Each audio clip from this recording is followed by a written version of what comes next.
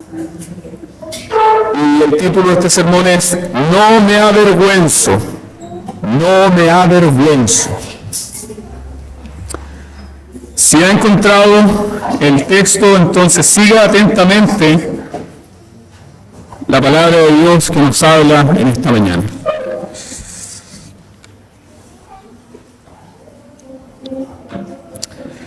Del cual yo fui constituido predicador, apóstol y maestro de los gentiles, por lo cual asimismo padezco esto, pero no me avergüenzo, porque yo sé a quién he creído, y estoy seguro que es poderoso para guardar mi depósito para aquel día. Retén la forma de las sanas palabras que de mí oíste, en la fe y amor que es en Cristo Jesús. Guarda el buen depósito por el Espíritu Santo que mora en nosotros. Amén. Demos gracias al Señor por su palabra. Padre, te alabamos y bendecimos tu santo nombre. Te glorificamos, oh Señor, por darnos ahora la bendición de oír tu palabra. Y como ya llamabas nuestra atención, Señor, en el texto leído anteriormente, hoy es el día de salud, hoy es el día de bendición, hoy es el día de salvación, hoy es el día de reposo para nuestras almas. Te rogamos entonces, Señor, que nos concedas espíritus humildes, que nos concedas, Señor, a todos nosotros aquí presentes, corazones sencillos, corazones que sean buena tierra, donde tu palabra sea sembrada para la gloria de tu santo nombre. Rogamos también, Señor, humildemente, la iluminación de tu Santo Espíritu, para que no solamente podamos comprender el orden gramatical, la estructura, Señor, de lo que tú has revelado en tu palabra, sino, Señor, la salvación, el poder, el evangelio que está ahí para sanarnos, para transformarnos, para darnos nueva vida. Bendice, Señor, al niño que está escuchando. Bendice, Señor, al joven, a la jovencita, Señor, el hermano, la hermana, la anciana, el anciano, Señor, a todos aquellos que han llegado por primera vez a este lugar, aquellos que visitamente nos frecuentan, Señor. Bendícenos. Bendícenos, Señor, con tu presencia. Bendícenos, Señor, con efusiones y ministraciones nuevas de tu Espíritu Santo que has prometido para tu iglesia. En el nombre de Jesús. Amén. Segundo Timoteo capítulo 1, verso 11 al 14. Al leer este pasaje de una manera superficial, tal vez nosotros podríamos asumir que el apóstol Pablo escribió estas cosas porque Pablo es un hombre de carácter fuerte. Generalmente eso es lo que se asume con respecto a Pablo, que Pablo era un hombre de carácter muy fuerte, de un temperamento tenaz, que Pablo tenía una especie de carácter inquebrantable. Si nosotros leemos esto de una manera muy superficial, podríamos decir que Pablo escribe de la cárcel, no me avergüenzo, porque de alguna manera él es inquebrantable ante el sufrimiento y el dolor. Pero es un error pensar así de Pablo. Bíblicamente el apóstol Pablo no era un hombre fuerte por naturaleza. Bíblicamente las Escrituras nos enseñan que Pablo era un hombre que tendía muchas veces al desaliento.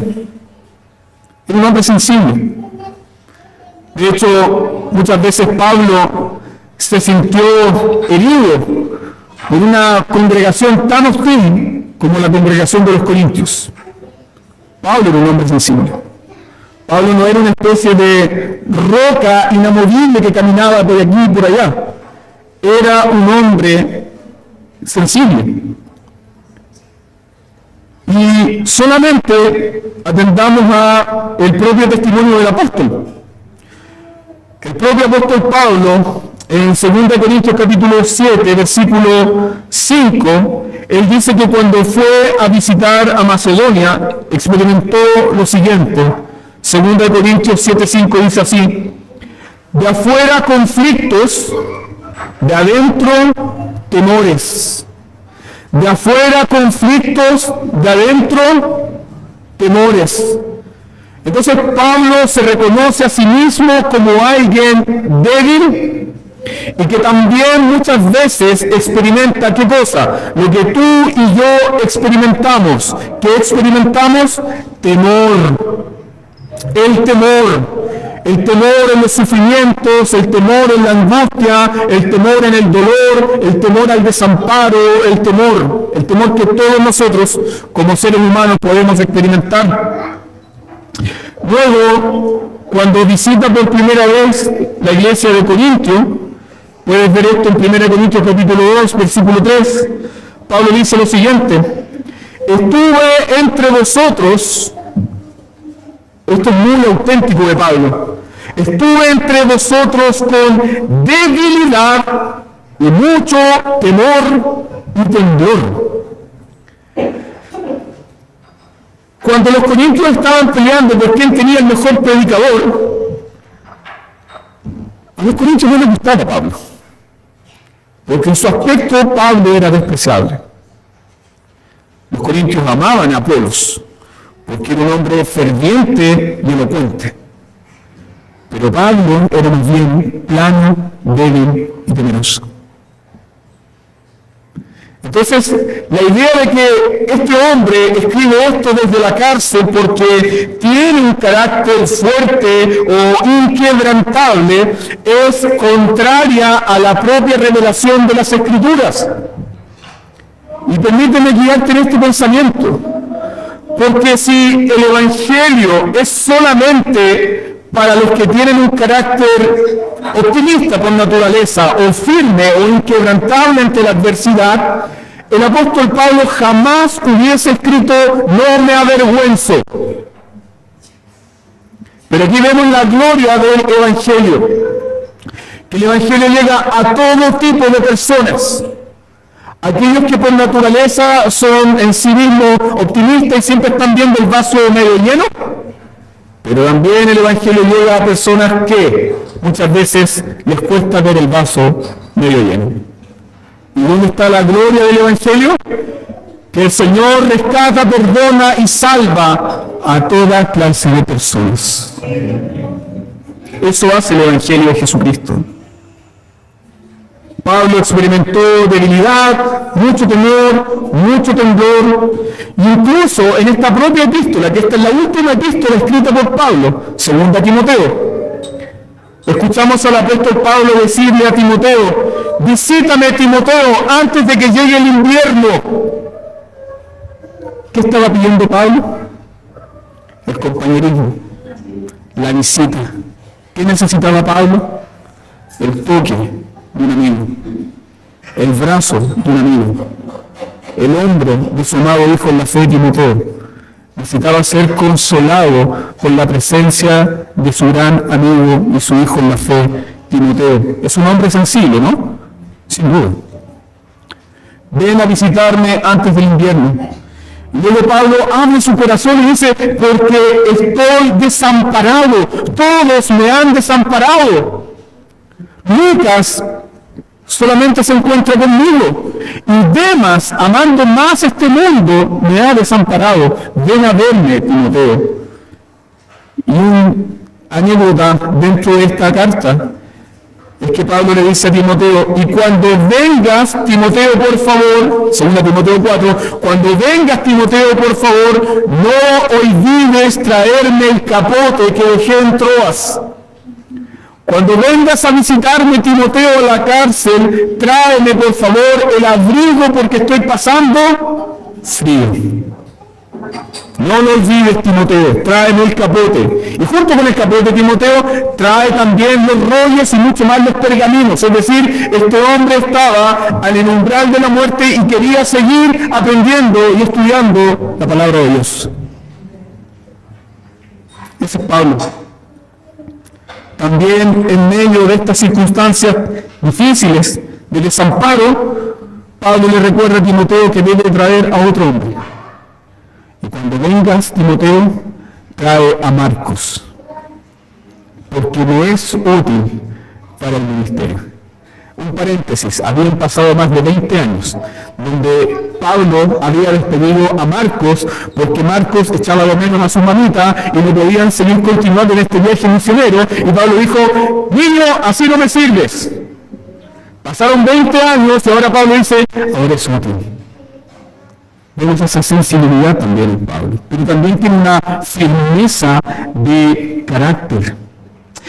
Y en medio de todas estas circunstancias, en medio de este sufrimiento real, el sufrimiento real, ha sido abandonado, sus colaboradores lo han traicionado, está solo en una cárcel fría, está pasando frío, necesita un abrigo, necesita un amigo, necesita la visita y necesita compañerismo y ayuda de este colega en el ministerio. En medio de estas circunstancias reales, muy reales, en medio de este sufrimiento real, ¿qué dice Pablo? No me avergüenzo. No me avergüenzo.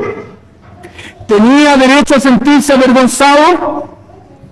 Sí. ¿Tenía méritos suficientes para sentir vergüenza de su condición actual? Sí. ¿Tenía méritos suficientes para sentirse derrotado, frustrado, incapacitado, invalidado? Sí. Pero él dice, no me avergüenzo. Piensen esto, hermano. Esto no es una palabra cliché. Este no me avergüenzo no viene de un púlpito, no viene de una iglesia llena, viene de una cárcel oscura. De ahí viene esto, no me avergüenzo. No me avergüenzo. ¿Qué capacitó al apóstol Pablo para dar esta declaración? Aquí nosotros podemos recordar los sermones pasados. ¿Quién nos ha dado? No espíritu de cobardía, sino espíritu de ¿qué? De poder, de amor y de dominio propio. ¿Quién está capacitando al apóstol Pablo para dar esta declaración tan tremenda, tan grande? El Espíritu Santo. El Espíritu Santo que da poder para servir, el Espíritu Santo que da afectos, amor para servir, el Espíritu Santo que da autocontrol, dominio propio, ¿para qué? Para no claudicar y para caminar conforme a la palabra de Dios. Es obra de Dios en el corazón de Pablo. Eso lo enseña muy bien en el versículo 7, 2 Timoteo 1:7. Luego mira el versículo 8. Pablo también dice que Dios le ha concedido poder del Evangelio. Ya recuerdas Romanos 1:16, no me avergüenzo del Evangelio. ¿Por qué? Porque el Evangelio es el poder de Dios para salvación a todo aquel que cree. Luego, en el versículo 9, Pablo dice lo siguiente: Dios le ha dado gracia en Cristo antes de los tiempos de los siglos. Y eso se lo dijo ¿a quién? A su hijo Timoteo en la fe. Timoteo, antes de que tú pudieses decir amén o quiero servir al Señor, Dios le había dado gracia. Gracia antes de los tiempos de los siglos. No fuimos llamados al ministerio, Timoteo, eso es lo que está diciendo Pablo, no fuimos llamados al ministerio porque calificábamos, no conforme a obras, sino conforme a la gracia que se nos fue dada. Pablo está reflexionando. Pablo está hablando de esto, Pablo está dando este consejo a su hijo Timoteo y él también está reflexionando respecto a su propio llamamiento. Luego en el versículo 11, Pablo recuerda que Dios le ha constituido, ¿qué cosa? Un predicador. Verso 11, del cual yo fui constituido predicador, apóstol y maestro de los gentiles. Es decir, Pablo está meditando en su propio corazón, en su propia mente, y dice, Dios me ha llamado. Dios me ha llamado para ser un predicador. La palabra predicador en griego ahí es kelux, que básicamente da la idea de un heraldo. Un heraldo no era alguien simplemente que tenía un anuncio. Un heraldo era alguien que transmitía el mensaje dado por el rey sin cambiarlo, sin alteración. El heraldo no podía agregarle nada, ni tampoco podía quitarle ese mensaje. Si lo hacía, sería castigado con la muerte. Pablo está diciendo, soy un heraldo del Evangelio. Soy un heraldo del Evangelio. Luego dice, soy un apóstol, es decir, un enviado, un representante, un embajador. Soy un apóstol. Y finalmente dice, soy un maestro a los gentiles. Soy un didáscalos, esa es la palabra griega ahí específica. Soy un maestro a los gentiles. Alguien que ha sido puesto por Dios para enseñar. No mis ideas, no mi conocimiento, sino enseñar el puro y santo Evangelio de Jesucristo. Entonces, ¿qué está ocurriendo con el apóstol? Esto es muy importante que lo meditemos. Pablo aplicó a su propio corazón la verdad transformadora del Evangelio que ya le había aplicado ¿a quién? A Timoteo. Es decir, la medicina que necesita Timoteo es la misma medicina que le aplica ¿a quién? Pablo. Si el Evangelio funciona para Timoteo, el Evangelio funciona para Pablo. Si el Evangelio funciona para Timoteo y para Pablo, el Evangelio también funciona ¿para quién? Para ti. No tenemos excusa, hermanos. No hay otro Evangelio. Es solamente este Evangelio. Y este Evangelio capacitó a este hombre que estaba en estas circunstancias para decir, no me avergüenzo. No me avergüenzo. No estoy como un derrotado. No estoy como alguien destruido. No me avergüenzo. Esto es muy importante para nosotros comprenderlo, hermanos. ¿Por qué? Porque el no me avergüenzo de Pablo no es un simple consuelo barato. Yo quiero que entienda eso. Que este no me avergüenzo de Pablo no es un consuelo superficial. No es cuando alguien dice, bueno, pero la vida es así. Bueno, pero ya pasará. O peor aún, cuando muchas personas en medio del sufrimiento, el dolor, dicen muy livianamente, Dios es soberano. No es un consuelo barato, no es un consuelo superficial. ¿Por qué? Porque Pablo está razonando. Pablo está tomando su mente y la está sujetando a la verdad de las Escrituras. Está razonando conforme a la verdad del Evangelio. Es decir, está sometiendo su mente a la doctrina. La doctrina tiene el poder para transformar nuestra mente y nuestro corazón. No es simplemente un consuelo superficial, emocional, pasajero. No, hermanos. El Evangelio no es un mensaje de consuelo superficial. El Evangelio es doctrina que derriba nuestros pensamientos. El Evangelio es doctrina que derriba nuestros propios argumentos. ¿Cuántas veces tú te has visto en medio de esta lucha? Has llegado a la iglesia en medio del culto con una pila de argumentos. Y la palabra de Dios, ¿qué hace? Derriba nuestros argumentos. El Evangelio es poder de Dios. Y ese poder viene por medio de la palabra de Dios.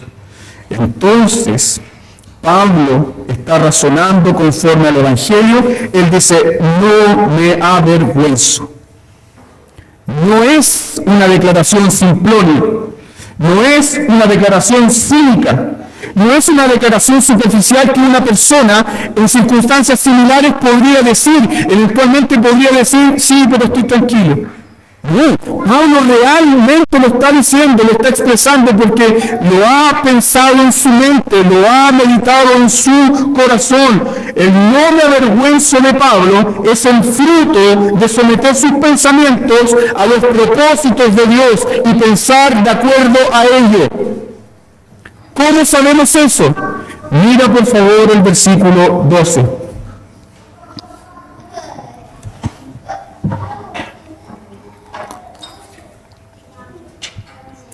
Por lo cual, asimismo padezco esto, pero no me avergüenzo, porque yo sé a quién he creído. ¿Te das cuenta? Por lo cual, asimismo padezco esto. Y ese por lo cual está unido al versículo 11, donde se nos dice, yo fui constituido predicador, apóstol y maestro a los gentiles. Entonces Pablo está razonando, Pablo está meditando en el gran propósito de Dios para su vida. Y Pablo le está diciendo a Timoteo, hey Timoteo, estoy padeciendo esto porque soy, ¿qué? Un predicador del Evangelio. Estoy padeciendo esto porque soy un predicador del Evangelio. Estoy sufriendo estas cosas porque predico un mensaje poderoso.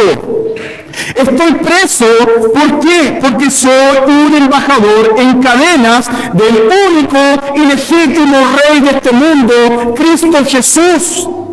Estoy preso y padezco este sufrimiento no porque Dios se olvidó de mí. ¿Lo comprende? Pablo está diciendo, no estoy preso en esta cárcel olvidado porque Dios se olvidó de mí y me abandonó. Estoy sufriendo porque este es el propósito de Dios para mi vida, para que el Evangelio llegue a muchas personas. Hermano, dale gracias a Dios por el encarcelamiento de Pablo, porque gracias a ese encarcelamiento tenemos 13 epístolas del apóstol. La mitad del Nuevo Testamento, por si no lo saben. La mitad del Nuevo Testamento.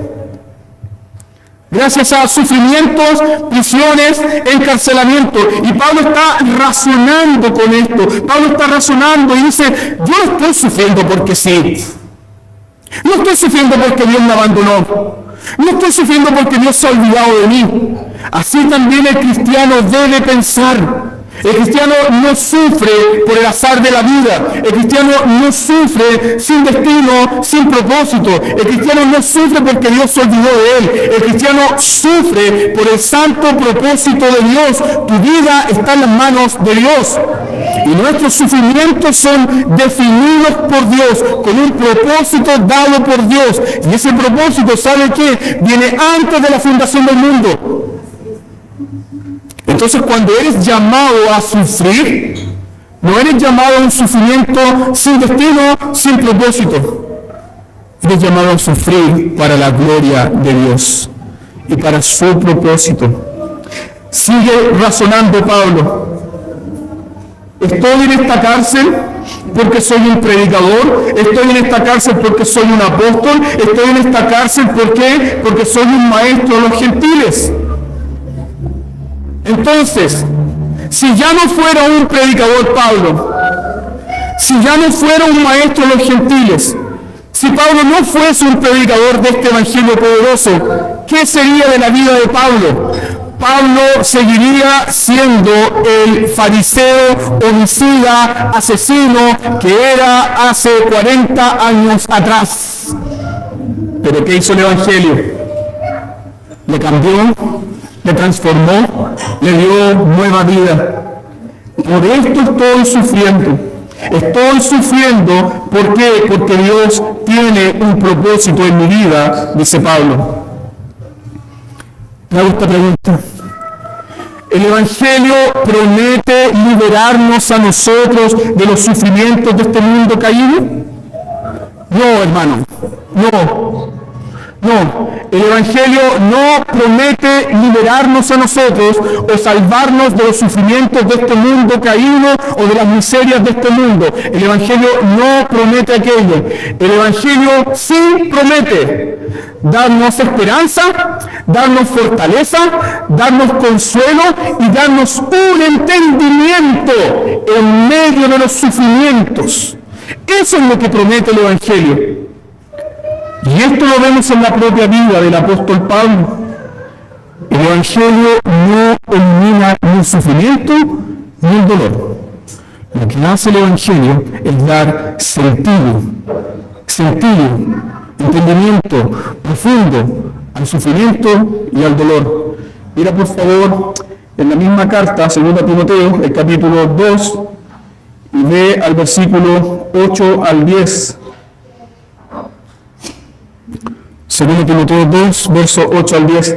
Acuérdate de Jesucristo, el linaje de David, le dice Pablo a Timoteo, resucitado de los muertos, conforme a mi evangelio, en el cual sufro penalidades, hasta prisiones, a modo de malhechor, mas la palabra de Dios no está presa. Verso 10.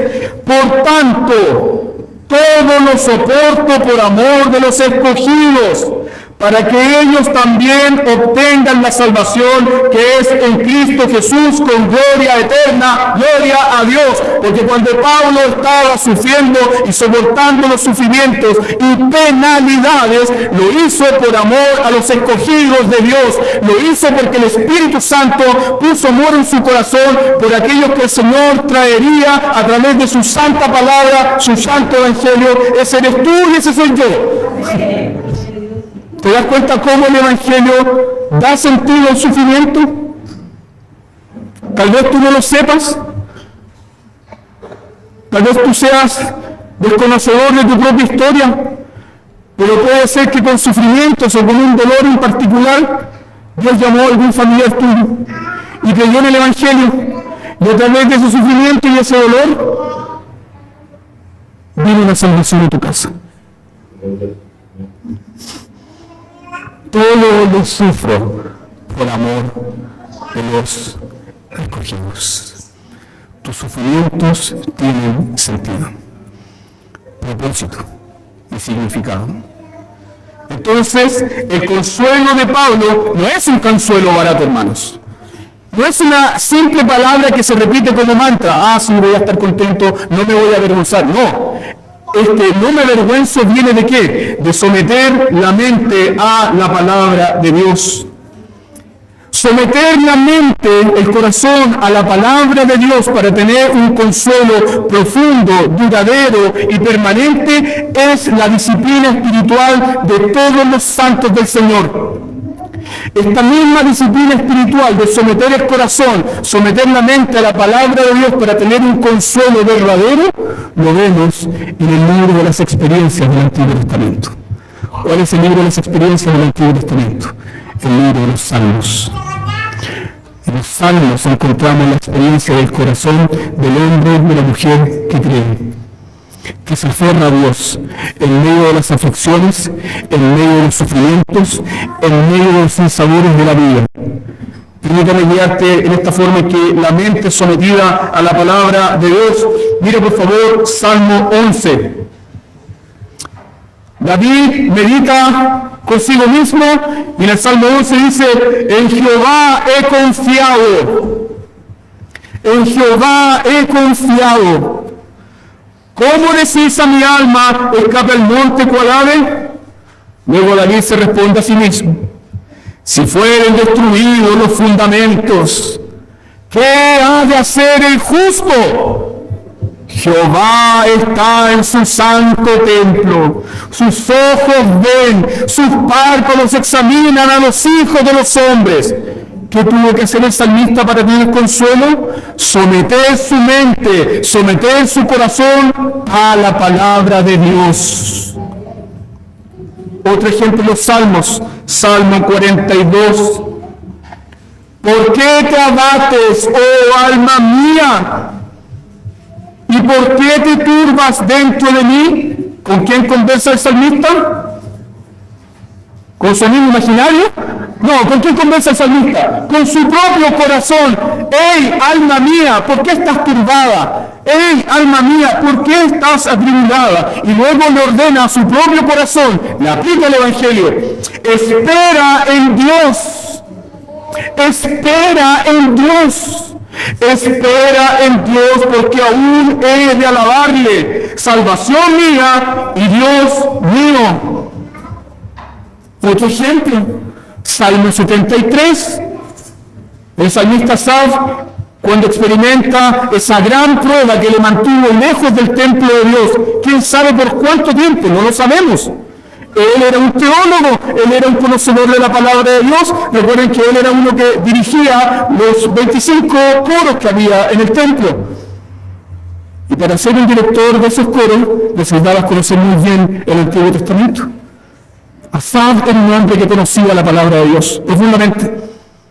Pero tuvo este problema, tuvo este gran problema, que le apartó de la presencia de Dios, que le apartó de la comunión con Dios por sentir envidia de la prosperidad del impío. Y cuando Asaf comienza a levantarse de ese estado espiritual, fue porque comenzó a pensar y meditar en su corazón. Asaf dice, cuando pensé en esto fue duro trabajo para mí. Pero luego en la reflexión que hace el salmista Asaf, Salmo 73, Asaf dice, se llenó de amargura mi alma y en mi corazón sentía punzadas. Fíjate cómo se describe a sí mismo. Tan torpe era yo que no entendía. Era como una bestia delante de ti. Era como una bestia delante de ti, sin razonamiento, sin entendimiento. Era como una bestia delante de ti. Pero luego él medita esto. Con todo, yo siempre estuve contigo. Explica eso por un momento. A pesar de que yo estaba dudando de tu bondad, a pesar de que yo estaba codiciando los tesoros de los impíos, a pesar de que mi razonamiento era como una bestia, con todo, yo siempre estuve contigo. Es decir, tú nunca me soltaste, tú nunca me dejaste. A pesar de que yo estaba dudando de tu fidelidad, a pesar de que yo estaba dudando de tu bondad. ¿Sabe cómo comienza el Salmo 73? Bueno es Jehová para con Israel, pero en cuanto a mí, casi se deslizaron mis pies. ¿Por qué no se deslizaron sus pies? No dará tu pie al resbaladero, ni se dormirá el que te guarda. He aquí, no se adormecerá, ni dormirá el que guarda a Israel. Él es tu guardador, tu sombra, tu mano derecha. El sol no te fatigará de día, ni la luna de noche. Él guardará tu alma. Y cuando el salmista reflexiona en eso, comienza a estallar el gozo en su corazón. Me tomaste de la mano derecha. Yo no me tomé de ti, tú me tomaste. Me tomaste de la mano derecha, me has guiado según tu consejo. Y luego el salmista ve el futuro y que dice, y me recibirás en gloria. ¿A quién tengo yo en los cielos sino a ti? Y fuera de ti nada deseo en la tierra. Mi carne y mi corazón desfallecen, mas la roca de mi corazón y mi porción es Dios para siempre. Nosotros leemos esto y decimos, wow, pero debemos entender la disciplina que hay aquí, el rigor que hay aquí. Para que el salmista viera esta declaración, él tuvo que someter su mente y su corazón ¿a qué? A la palabra de Dios. Hermano mío, el consuelo no viene por repetir cosas. El consuelo viene por someter la mente, el corazón a la palabra de Dios. Ella es luz. Y es ella la que sostendrá tu corazón, tal como sostuvo el corazón del apóstol Pablo. Ahí tenemos esta gran verdad, Antiguo Testamento, Nuevo Testamento. Entonces, así Pablo somete su corazón a la verdad del Evangelio. ¿Cómo Pablo somete su corazón a la verdad del Evangelio? Versículo 12. Por lo cual asimismo padezco esto, pero no me avergüenzo. Aquí viene la verdad del Evangelio. Porque yo sé a quién he creído y estoy seguro que es poderoso para guardar mi depósito para aquel día. Yo sé a quién he creído, yo sé a quién he creído. Pablo no dice, yo sé lo que he aprendido, no está diciendo eso. No sé lo que yo he aprendido. No. Tampoco Pablo dice, yo sé lo que he hecho. ¿De quién está hablando Pablo? De una persona. Yo sé a quién he creído. Yo sé a quién he creído. Pablo sabe a quién ha creído. ¿A quién ha creído Pablo? A Cristo el Salvador. Yo sé a quién he creído. Estoy seguro. Y sabe que se mantendrá seguro en el poder de Dios. ¿Por qué? Porque confía en el poder de aquel que lo puede guardar. Yo sé a quién he creído. Pablo no dice, yo sé en quién he creído. No. Lo correcto es, yo sé a quién. ¿A quién le he creído? Le he creído a aquel que no puede mentir. Le he creído a aquel que me ama. Le he creído a aquel que es el buen pastor, y el buen pastor su vida da por sus ovejas. Yo sé a quién he creído. Por lo tanto, la creencia de Pablo no está en filosofías, no está en ideas humanas, ni siquiera está en su propia persona. La creencia de Pablo se deposita en Cristo Jesús. Gálatas capítulo 2, versículo 20, ahí lo vemos con mayor claridad, cuando Pablo dice, lo que antes vivía en las fuerzas de la carne, ahora lo vivo en la fe del Hijo de Dios, y aquí lo dice muy lindo Pablo, que me amó y murió por mí. Yo sé a quién he creído. Creo en Cristo y creo en su obra. Eso es el Evangelio, hermanos. No es un simple remedio, no es un simple consuelo. El Evangelio no es una palabrita bonita que repetimos cuando estamos en sufrimiento y en dolor. Creer en el Evangelio es creer en la obra de Cristo Jesús. Yo sé a quién he creído. Creo en Cristo Jesús, el Dios hombre que dejó su trono de gloria, fue concebido por el Espíritu Santo, nació de la Virgen María. Yo sé a quién he creído. Creo en Cristo Jesús que vivió en obediencia perfecta delante de Dios. Creo que Cristo Jesús, cuando obedecía perfectamente, Él estaba obedeciendo ¿por quién? Dilo. Por mí. ¿No es eso lo que cantamos? Por mí.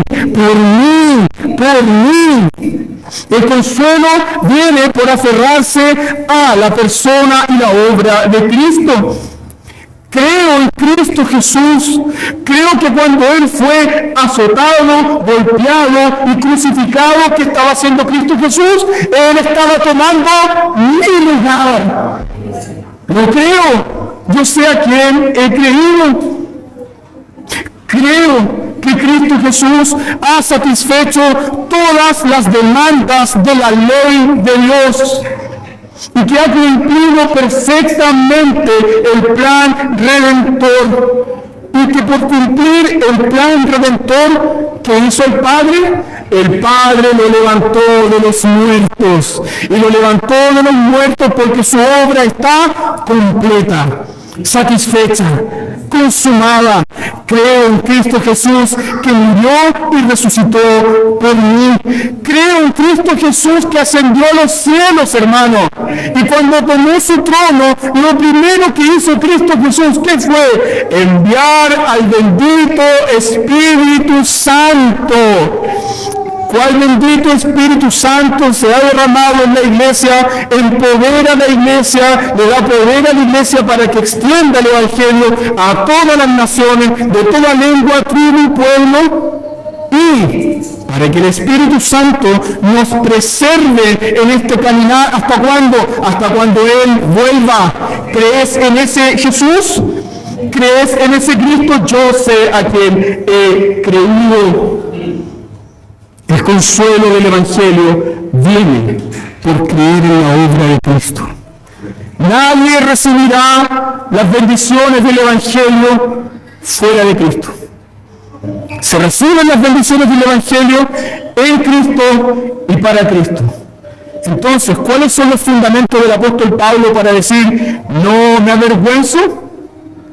Esto es, yo sé a quién he creído. Estoy seguro que es poderoso para guardar mi depósito. Aquí la palabra depósito es el parateque. Ya lo recuerdo ustedes, lo vimos en 1 Timoteo. El parateque, este depósito, este tesoro que se le encargaba a una persona fiel cuando alguien haría un viaje, un largo viaje. Y esa persona fiel debía mantener ese depósito intacto. ¿Quién guarda el depósito del cristiano? Cristo Jesús. Él es poderoso para guardar mi depósito para aquel día. Había un pastor que se llamaba James Alexander, que fue hijo de Archibald Alexander, un gran teólogo y pastor presbiteriano. Y este hijo, también pastor, también profesor del seminario Princeton, estaba en cama, estaba agonizando. Y su esposa estaba ahí, mientras él estaba agonizando con el resto de sus familiares. Y de pronto su esposa, para consolar a los que estaban sufriendo con la persona que estaba agonizando, cita este versículo, 2 Timoteo 1:12, pero lo citó mal, porque ella dijo, yo sé en quién he creído. Entonces el pastor que estaba agonizando suavemente levantó la voz y dijo, no en quién, ¿a quién? ¿A quién? Y él lo dijo porque no quería que ninguna preposición se interpusiera entre su alma y su Salvador. Hermanos, ese es el consuelo de los santos. El santo en la prisión puede decir, no me avergüenzo. El santo en medio de una enfermedad terminal puede decir, no me avergüenzo, yo sé a quién he creído. El santo en padecimientos temporales de este mundo puede decir, yo sé a quién he creído, porque cree en un Cristo poderoso que le guardará. Este Cristo poderoso en Juan 17 dice, de los que me distes, ninguno se perdió, solo el Hijo de perdición. Yo sé a quién he creído. ¿Lo sabes tú? ¿Lo sabemos, hermanos? A Cristo se le ha confiado un pueblo. A Cristo se le ha entregado un pueblo. A Cristo se le ha entregado un pueblo y, como dice Judas en su doxología, ¿qué se nos dice de Cristo? Aquel que es poderoso para guardarnos sin caída y presentarnos sin mancha delante de su gloria con gran alegría, A Él sea la gloria y el poder eternamente. Él es poderoso para guardarnos. Luego Pablo comienza entonces ahora a aplicar este evangelio nuevamente a Timoteo, versículo 13. Retén la forma de las sanas palabras. Retén la forma de las sanas palabras. ¿Qué debe retener Timoteo como ministro de Dios? Timoteo debe retener el evangelio. Timoteo debe retener el evangelio.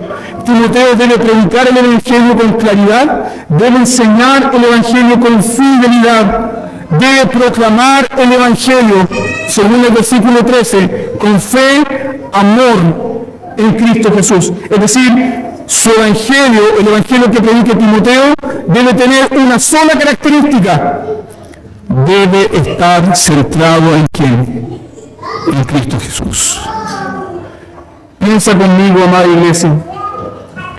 Quítale el evangelio a la iglesia, ¿y qué tendrá la iglesia? Quítale el evangelio a la iglesia y la iglesia no tendrá la presencia de Cristo. Quítale el evangelio a la iglesia y dejarás a la iglesia sin los suministros vivos y eficaces del Espíritu Santo, porque el Espíritu Santo aplica constantemente la obra de Cristo anunciada por su evangelio. Quítale a la iglesia el evangelio y la iglesia dejará de ser iglesia. La razón por la cual somos una iglesia es porque somos unidos por el evangelio de vida y salud, el evangelio de Cristo el Señor. El evangelio, según el versículo 14, según Timoteo 1:14, debe ser preservado celosamente. Timoteo debe mantener intacto el contenido de la fe apostólica. Y por eso en el verso 14 Pablo le dice: guarda el buen depósito, Timoteo, guarda el buen depósito. La palabra ahí, guarda, filazo, ya lo recuerda, filazo, custódialo, vigílalo. Guarda el buen depósito. Timoteo debe ser celoso en guardar el evangelio. Guardar el evangelio no significa esconderlo. Guardar el evangelio no significa mantenerlo oculto. Guardar el evangelio, ¿qué significa? Transmitirlo fielmente, íntegramente, ¿a quién? A otras personas. Como Pablo lo recibió de Jesucristo, como Pablo se lo encarga a Timoteo, y como Timoteo debe encargarlo ¿a quién? A otros hombres fieles. Segundo Timoteo capítulo 2, versículo 2. Lo que has recibido y oído de mí, esto encarga a hombres fieles. Debemos guardar el depósito del evangelio. Debemos transmitirlo fielmente. La pregunta es, ¿cómo nosotros, que somos simples vasos de barro, podremos preservar algo tan hermoso, algo tan puro? ¿Cómo tú y cómo yo, que somos simples vasos de barro, podremos guardar y preservar algo tan precioso como el evangelio? ¿Cómo? Mira por favor tu Biblia, la última parte del versículo 14.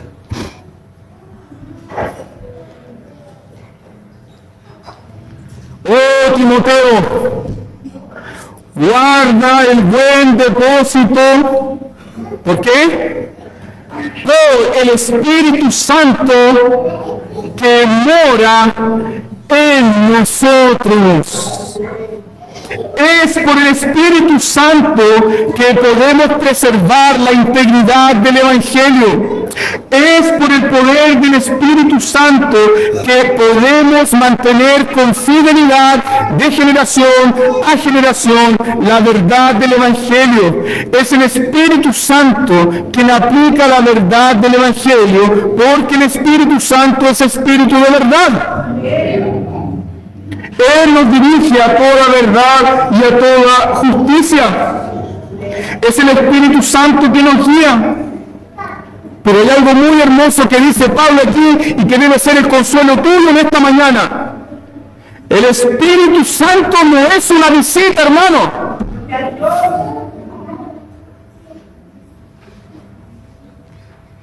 Mora en nosotros.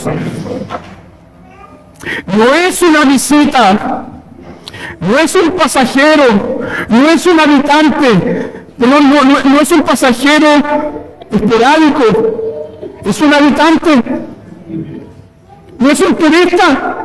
Él no está de paseo por la iglesia, Él no viene cuando la iglesia está bonita, no, Él mora con nosotros siempre.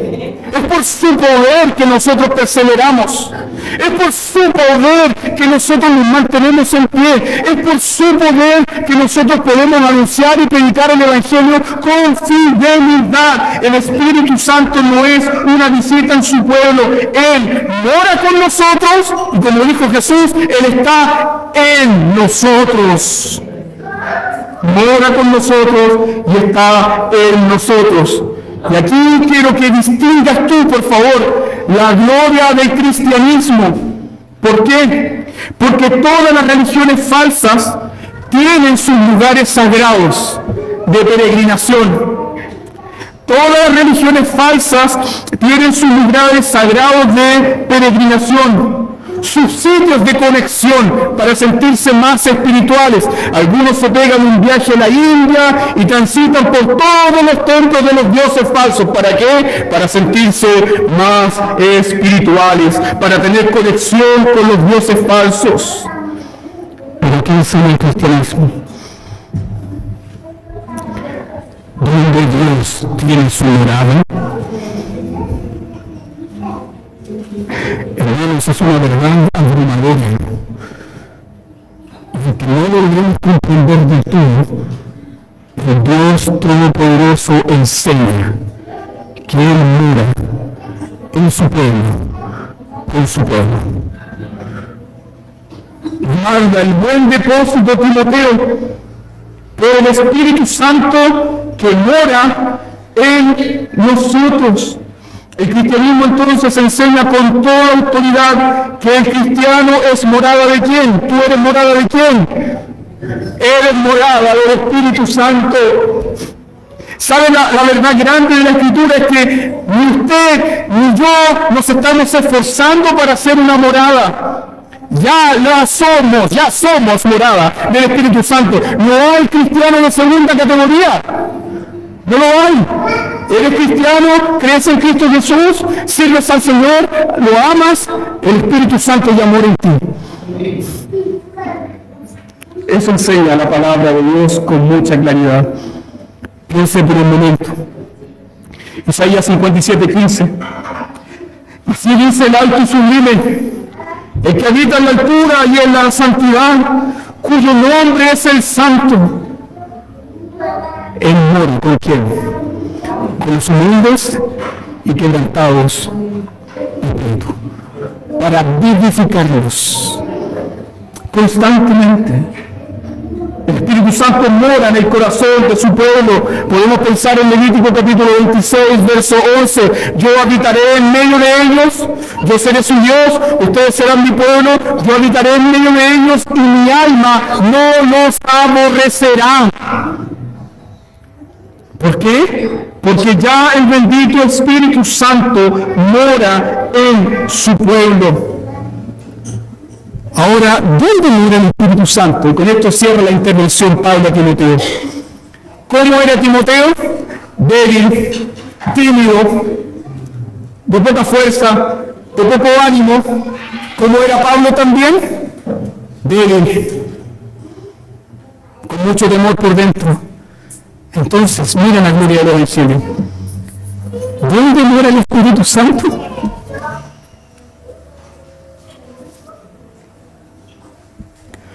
¿Dónde mora el Espíritu Santo?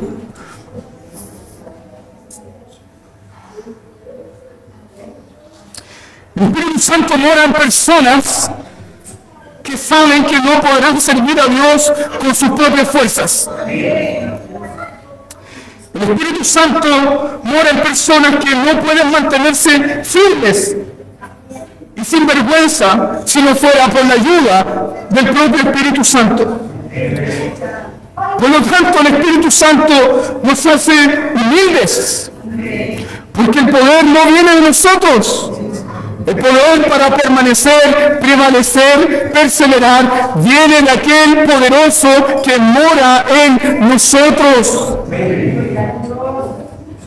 Cuando las personas comienzan a meditar en esto, la gracia los abruma, la gracia los conmueve. ¿Por qué? Porque es gracia soberana, no depende de ti, porque es gracia todopoderosa, porque es gracia que está unida a Cristo Jesús.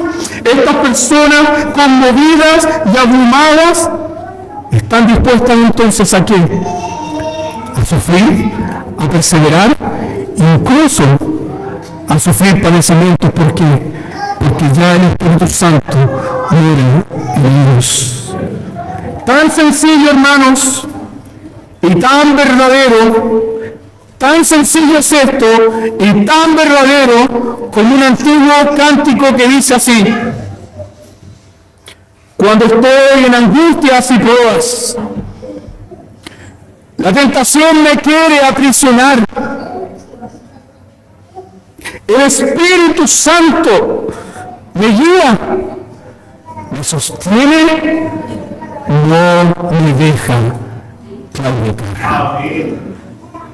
No me avergüenzo, porque yo sé a quién he creído y es poderoso para guardar mi depósito para aquel día. Guarda el depósito, Timoteo. ¿Por qué? Porque ya el Espíritu Santo mora en nosotros. ¿Qué debemos hacer nosotros como iglesia? Mantenernos fieles al Evangelio, perseverar en el Evangelio, transmitir el Evangelio con fidelidad. ¿Por qué? Iglesia amada, no estás solo. Cristo ya mora con nosotros y en nosotros. Ahora te invito humildemente a doblar tus rodillas.